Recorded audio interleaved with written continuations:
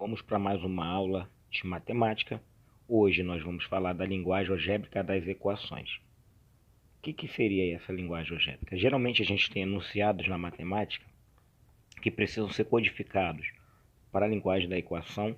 Não adianta eu só saber resolver as equações se eu não sei pegar enunciados práticos e transformar em equações para que eu possa resolver. Nem sempre um problema vai trazer a equação pronta. Às vezes eu preciso ler um enunciado e transformar em equação para que eu possa solucionar. Então a linguagem algébrica das equações, o que a gente vai estar estudando hoje, visa transformar enunciados de situações problemas em linguagem matemática, por meio da representação genérica, obtendo equações matemáticas solucionáveis. Obtendo equações matemáticas, no caso, solucionáveis. Eu posso falar para você o seguinte: um número. Como é que eu represento o número matematicamente? Ora, se eu não sei que é um número, eu tenho que fazer uma representação simbólica dele. Geralmente a gente utiliza a letra e geralmente a letra X. Mas nada me impede de usar a letra Y e Z. Então eu preciso transformar a linguagem que eu vou ter em linguagem matemática. Então, por exemplo, eu digo que é um número. Genericamente é um número. Para representar um número qualquer, a gente utiliza x. Se eu precisasse representar o sucessor desse número, eu tenho que entender isso aqui como enunciado matemático. Então, por exemplo, o sucessor de 5 é quem? É 6, que na verdade é 5 mais 1. Então, o sucessor de qualquer número é esse número mais uma unidade. Então, se eu tenho o número x, o sucessor de x é x mais 1. E se fosse antecessor que vem antes, então x menos 1. Então, preciso começar a desenvolver essa habilidade de entender o número. Se eu falasse 3 números consecutivos, é um que vem depois do outro, consecutivo de 3 é 4 e 5. Se fosse 3 números consecutivos, contando a parte de 4, seria 4, 5 e 6.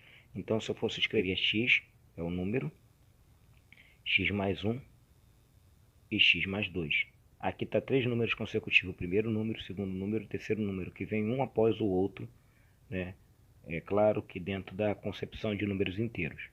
Então, feito isso, a gente vai ver alguns enunciados e como passá-los para nossa linguagem matemática, para a gente se adaptar quando a gente se deparar com esse tipo de enunciado, esse tipo de problema. Então, vamos ver alguns aqui.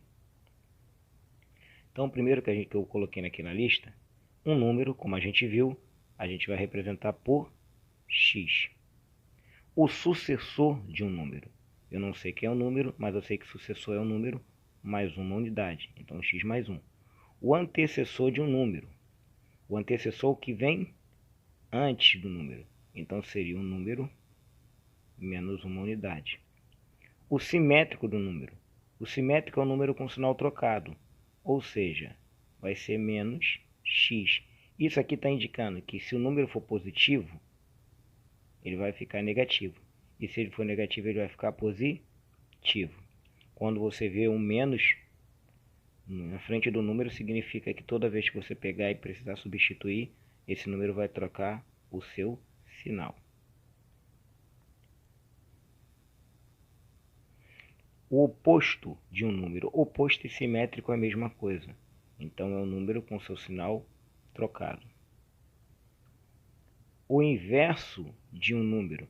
O inverso de um número é só a gente pensar. O inverso de 3 quartos é 4 terços. Isso significa que o inverso de um número, por exemplo, x, qualquer número está sendo dividido por 1. X dividido por 1 continua sendo x. Se eu quero saber que é o inverso, eu tenho que inverter o denominador dele. Então, vem para cima. Então, o inverso de um número eu posso representar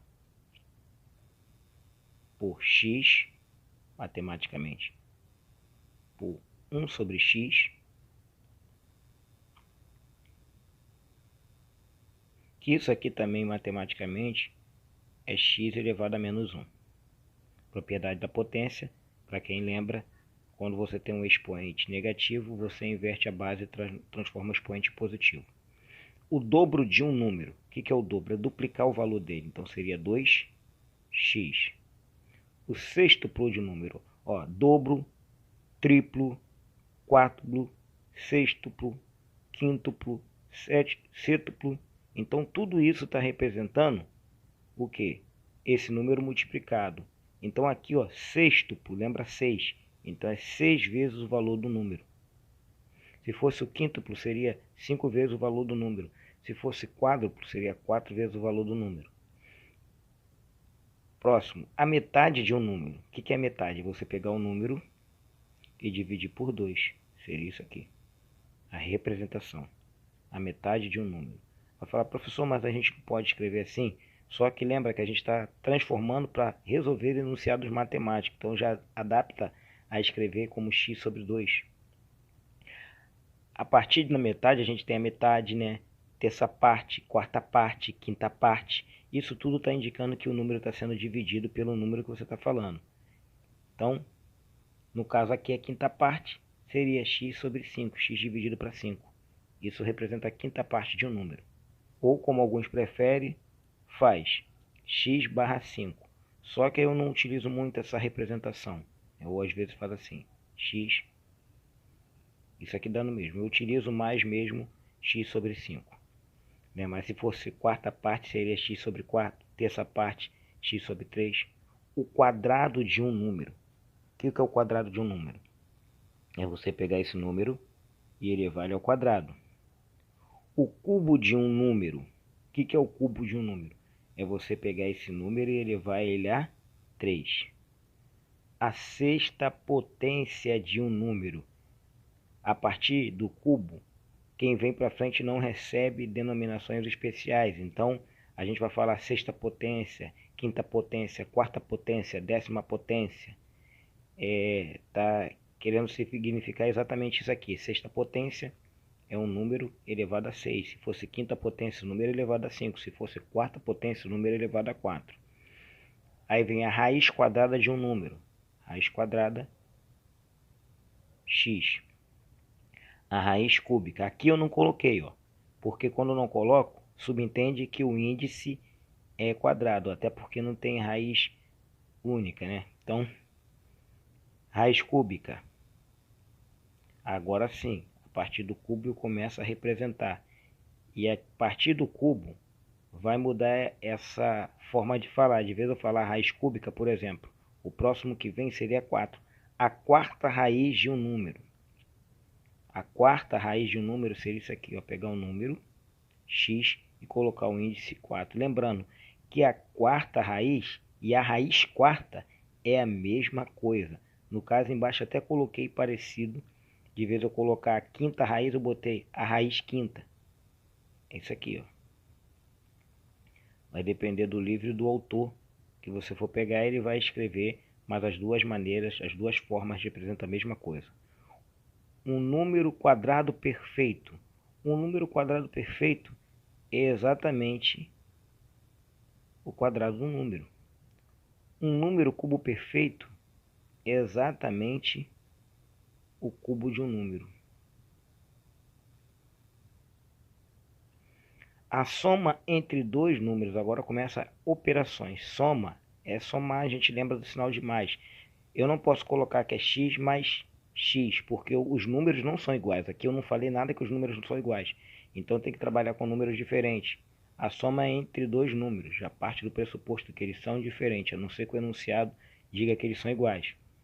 A diferença entre dois números, diferença é subtração, então x menos y. Então, o produto entre dois números, produto é multiplicação, então vai ser x vezes y. O quociente é divisão, pode ser quociente ou quociente, pode ser escrito dessas duas formas, essas duas grafias estariam corretas. Então, o que é o quociente? Um número dividido por outro. A razão entre dois números. Quociente e razão é a mesma coisa. É um número dividido por outro. Então, com base nisso, vamos agora transformar, né, um exemplo para a gente ver como é que a gente decodifica isso em linguagem de equação e, claro, dar a devida solução. E aí a gente vai ver que existe uma diferença quando você fala, por exemplo, o dobro de um número, o dobro do sucessor de um número e o sucessor do dobro. Vamos ver alguns casos que caem nesse conceito aqui. Mas se eu pedisse o dobro de um número, seria 2 vezes x, a gente já viu. Se eu pedisse o dobro do sucessor, seria 2 vezes o sucessor. Se você colocar que é x mais 1, está errado. Você tem que colocar que é isso aqui, ó. Porque quando eu estou falando que é o dobro do sucessor, eu estou multiplicando todo o sucessor. Se eu não coloco o parêntese, significa que eu só estou multiplicando x. E isso aqui não seria o dobro do sucessor. Seria o sucessor do dobro. Você multiplica o número por x e depois soma mais 1. Vou dar um exemplo. 5. Se eu perguntar quem é o dobro do sucessor de 5, você vai falar que o dobro do sucessor de 5 é 2 vezes 6. Dobro do sucessor de 5. Que vai dar quanto? Vai dar 12. Mas se eu tivesse falado, aqui eu falei o dobro do sucessor, mas se eu tivesse falado o sucessor do dobro, aí você teria que dobrar primeiro o dobro de 5 e depois somar mais 1, que você sabe que é 10 mais 1. Então, existe diferença e essas diferenças precisam ser colocadas. Então, aqui tem diferença. Aqui é o dobro do sucessor e aqui seria o sucessor do dobro. Perfeito? A gente vai ver uma aplicação dessa no enunciado. A metade do sucessor de um número é 10. Determine tal número. Então, a metade do sucessor. Metade do sucessor, você vai pegar o número. Sucessor é x mais 1. E a metade não pode ser aqui. Eu tenho que pegar a metade de todo o número. Lembra que x mais 1 representa o sucessor, o número todo. Então, aqui é a metade. Ele está dizendo que é quanto? 10. E pede para a gente determinar tal número. Agora a gente vai desfazer essas operações. Está aqui dividindo, jogo para cá multiplicando. Então vai ficar x mais 1 igual a 10 vezes 2. Você vai ter que x mais 1 é igual a 20. Está aqui somando, desfaz a operação para resolver a equação, vai para lá subtraindo. 20 menos 1. X é igual a 20 menos 1, vai dar 19. Esse era o meu número. Vamos conferir se isso aqui é verdade. Ó, quem é o sucessor de 19? 20. E qual é a metade disso? 10. Pronto. Vamos ver mais um enunciado. O sucessor da metade. Percebe que agora a gente vai ter aquela diferença que eu falei. E aí precisa ser. No primeiro era a metade do sucessor, agora é o sucessor da metade. Ó. Metade do sucessor e agora é o sucessor da metade. Como é que eu faço agora no sucessor da metade? Ó? Sucessor da metade. Então você vai achar a metade do número x dividido para 2.